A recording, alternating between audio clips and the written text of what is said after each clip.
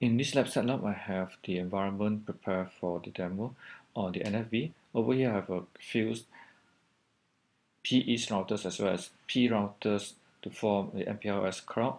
And on the top right corner, I have the centralized NFV platforms powered by Openstack as well as OpenContrail. And we also have the service orchestrator to automate all the relevant services and provisioning. And on the left side, I have the CPE running on X86 platform to support the NFV service on customer zone.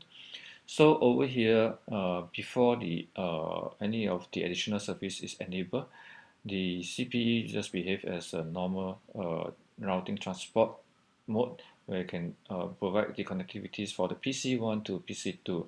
And let's say customer requires some security check or enhancement or security to protect any virus or worms attack, etc.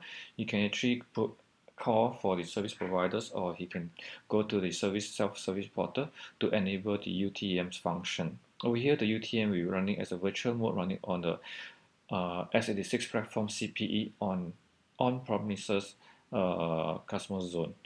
So let's see how we are going to configure this on the Contrail as well as the OpenStack. On the Contrail, let's take a look at the networks. On the networks for the CPE, we have this we set up for the PCs given at the 10.20.23 subnet. At the same time, these subnets was actually configured for route targets towards to the MPLS outbound zone. So you reach to the other end of the customer side, and I'm going to add in a new virtual networks for the UTM service. So over here type UTM, and I provide the subnet for it 10.20.20. And the gateway is by default, so set to 2021. Right. And now I'm going to add in the service instance. The service instance will be going to launch is UTM. The UTM I'm using is actually Fortinet, and I go to set up UTM and select the templates for it, and have a left and right network. All right, left is go to the LAN side, and the right network is actually the WAN side. All right, and then put static route so that the traffic from the outside world can redirect it to the internal network, which is a few hop away, and that's it. All right, next I'm going to configure will be the policy.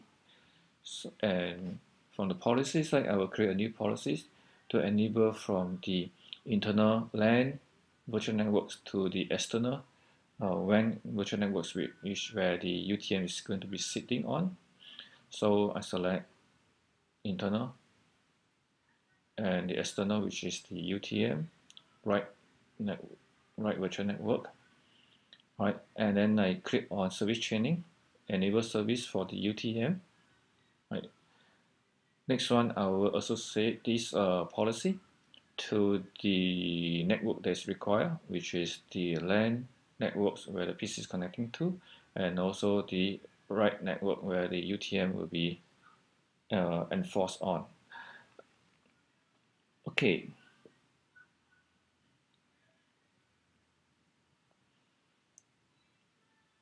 After that, we will need to actually enable the route targets on the right networks so that the right network has a route to the customer service via VRF. All right.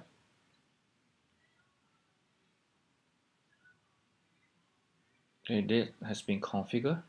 So right now, the UTM has been instantiated. All right, I need to actually enable routing in this UTM. So let me go to the instance from the console. I need to log into this Fortinet admin, log on, and then I need to configure the static route. All right. Then after that, I will set this destination IP address, which is the on the right side of my network, the customer side. Remote side is 172.16.80 subnet, and targeted to the vRouters gateway, which is where the UTM is running on. And then the port is the right side of the NIC port. Next, all right, and then I need to create another policy, route policy, for any targeted destination to the LAN site, the 10, 20, 23. I will route it to the gateway, which is 30, 30, 30, the vRouters where the LAN is using it.